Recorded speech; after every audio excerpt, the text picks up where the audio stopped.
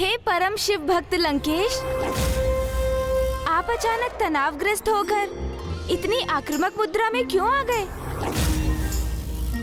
मैंने ये अवश्य कहा था कि मैं यहाँ प्रभु के आत्मलिंग के लिए ही आया हूँ, किंतु मात्र उनके दर्शन के लिए। उन्हें आपसे प्राप्त कर यहाँ से कहीं ले जाने के लिए नहीं दशानन। वैसे भी जब स्वयं पिताश्री प्रभु महादेव ने आपको अपना आत्मलिंग प्रदान किया है, तो फिर उन्हें आपसे कौन ले सकता है भला? तो फिर आपने मेरे मार्ग में इतनी बाधाएं और संकट क्यों उत्पन्न किए? नहीं नहीं लंकेश, मेरा विश्वास कीजिए, मैंने तो आपके मार्ग से एक तिनका भी नहीं हटाया है। आप स्वयं ही विचार कीजिए, यदि मैं आपसे प्रभु के आत्मलिंग को छीनने का प्रयास करने आता, तो ऐसे निशस्त्र होकर तो कदापि नहीं आता ना। फिर तो मेरे पास अवश्य ही आपके समान हाथों में कोई शक्तिशाली अस्त्र होता ना। चतुर चतुर चतुर चतुर ज्ञानी। और आप जैसे महाज्ञानी की दृष्टि से ये सत्य भला कैसे छिपा रह सकता है? ये तो आप ज्ञात कर ही चुके होंगे। हाँ हाँ अवश्य, मेरी कुशाग्र बुद्धि सब ज्ञात कर लेती है। आप यहाँ प्रभु के आत्मलिंग की प्राप्ति के लिए नहीं आए हैं, इसका आभास होते हुए भी मैं अपनी सावधानी का परिचय दे रहा था, क्योंकि ये तुच्छ देवता सदैव मेरे कार्य में बाधा उत्पन्न करते हैं।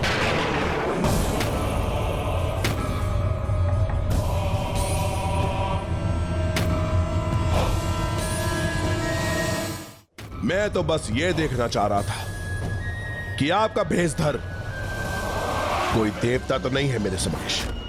राक्षस राज लंकेश, आप चारों वेदों और 6 शास्त्रों के प्रकांड विद्वान हैं। 10 महाविद्वानों के समान बुद्धिमान हैं। आपके 10 ज्ञान से परिपूर्ण शीश है। आप तो महाज्ञानी हैं दशानन जी। फिर भी आपको मूर्ख बनाना सरल है। ये क्या कह रहे हैं गणेश जी आप? कदापि नहीं दशानन जी, मैं तो यही कह रहा हूँ कि आपको मूर्ख बनाना कदापि सरल नहीं है। आप तो स्वयं परम ज्ञान सागर ब्रह्मदेव के पौत्र हैं।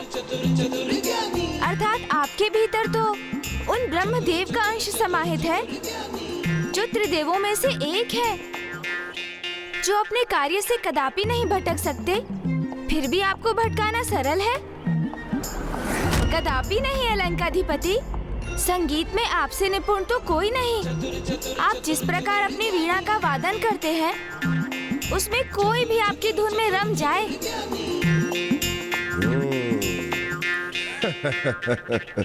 किंतु फिर भी आपको अपनी धुन पर नृत्य कराना सरल है? कदापि नहीं। उचित कह रहा हूं ना गणेश जी? आप यही कहना चाह रहे थे ना? हाँ लंकेश, सर्वथा उचित कहा आपने। आपको आपकी धुन पर नृत्य कदापि नहीं, कोई नहीं करवा सकता, क्योंकि आप तो वो हैं जिनकी धुन का श्रवण कर संपूर्ण कैलाश थिरक उठा था।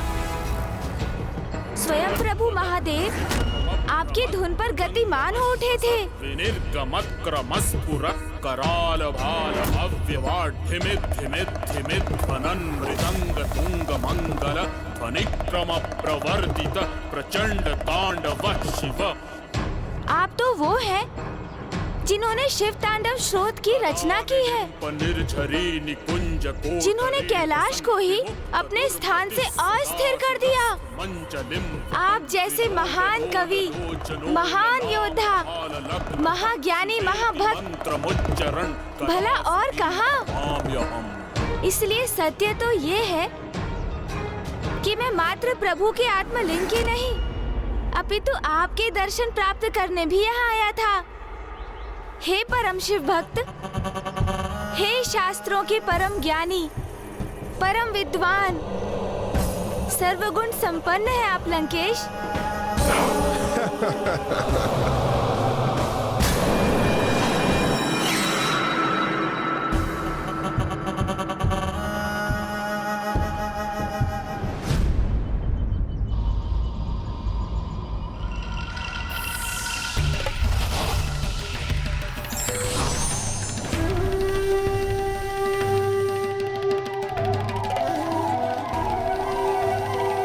अगर आपने मेरे दर्शन कर लिए हों तो मैं आगे बढ़ूं, क्योंकि मेरे पास व्यर्थ समय नहीं है गंवाने के लिए। मुझे संध्या होने से पूर्व ही लंका पहुंचना है, और आज मुझे लंका पहुंचकर प्रभु के आत्मलिंग को यहां स्थापित करने से कोई नहीं रोक सकता। दशानन के लंका पहुंचने के पूर्व ही कहीं मार्ग में ही आत्मलिंग को स्थापित करना होगा। भले ही इसके लिए मुझे इन राक्षस राज लंकेश के साथ साथ संपूर्ण मार्ग ही पार क्यों ना करना पड़े। ओम नमः शिवाय, ओम नमः शिवाय, ओम नमः शिवाय, ओम नमः शिवाय। हे ओम परम नमः शिव शिवाय। भक्त लंकेश, मेरा मन अभी भी आपके दर्शन से भरा नहीं। मैं तो अभी आपके व्यक्तित्व की पूर्ण आभा में कुछ और समय आपके दर्शन करना चाहता हूँ। इसलिए यदि आपको आपत्ति ना हो तो आप मुझे कुछ समय अपने साथ चलने की अनुमति दीजिए।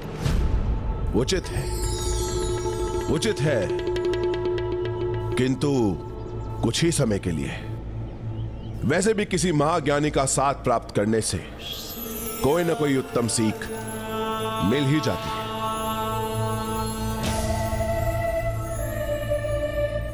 ओम नमः शिवाय, ओम नमः शिवाय, ओम नमः शिवाय, ओम नमः शिवाय।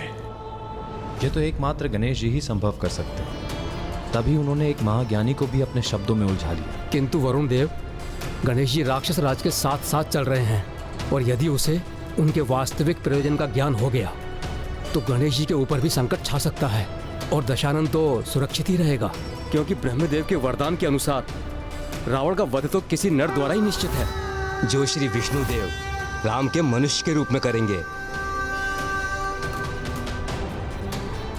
ओम नमः शिवाय, ओम नमः शिवाय, ओम नमः शिवाय। यदि गणेश जी ने मुझसे कोई छल करने का प्रयास किया तो फिर मैं इसकी चिंता नहीं करूंगा कि ये मेरे आराध्य के पुत्र हैं। इन पर घातक प्रहार करूंगा मैं। ओम नमः शिवाय, ओम नमः शिवाय। ये तो पिताश्री महादेव के आत्मलिंग को लेकर अतिरिक्त सतर्कता का परिचय दे रहे हैं। ओम नमः शिवाय। इसलिए मुझे अब शीघ्र किसी ऐसी युक्ति का प्रयोग करना होगा ओम नमः शिवाय, जिससे ये आत्मलिंग को नीचे भूमि पर रख दें ओम नमः शिवाय। और वो लंका नगरी पहुंचने के स्थान पर यही भारत भूमि में कहीं स्थित हो जाएं।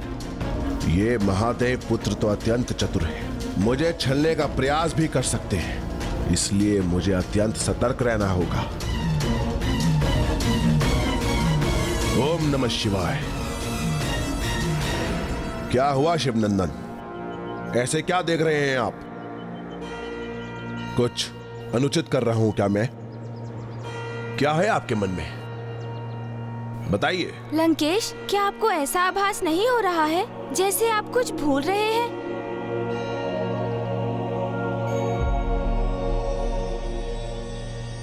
एक बार को तो सूर्य देव भी भोर में प्रकट होकर अपनी रोशनी देना भूल सकते हैं, किंतु मैं दशानन कुछ नहीं भूलता। यही प्रश्न तो मेरे मन में भी उठा था कि वो परम भक्त, परम ज्ञानी असुरराज लंकेश, जो कभी कुछ नहीं भूलते हैं, वो भक्ति से संबंधित इतनी गूढ़ बात कैसे भूल रहे हैं? ऐसा कुछ नहीं है, भूल दशानन से नहीं, आपसे हो रही है गणेश जी। उचित है फिर, यदि आपको इतना ही विश्वास है कि आप कुछ नहीं भूल रहे हैं, तो फिर मैं ही कुछ क्यों कहूँ आपसे, और क्यों आपका समय व्यर्थ करूं? वो तो मैं बस एक बार प्रभु के आत्मलिंग एवं आपके दर्शन करने की इच्छुक था। मेरी वो इच्छा तो पूर्ण हो गई, तो अब मैं प्रस्थान करता हूँ फिर। हाँ, किंतु स्मरण रखिएगा लंकेश, भक्ति का संपूर्ण फल भक्ति के समस्त नियमों का पालन करने पर ही प्राप्त होता है, अन्यथा दिव्य से दिव्य मूर्ति पाषाण ही बनी रह जाती है।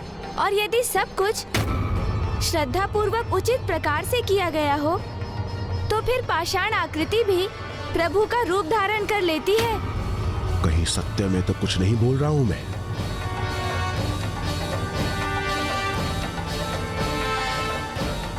ज्ञान के देवता हैं गणेश जी, शिव पुत्र हैं। वो असत्य तो नहीं कहेंगे तो संभव है कदाचित मैं ही कुछ बोल रहा हूं।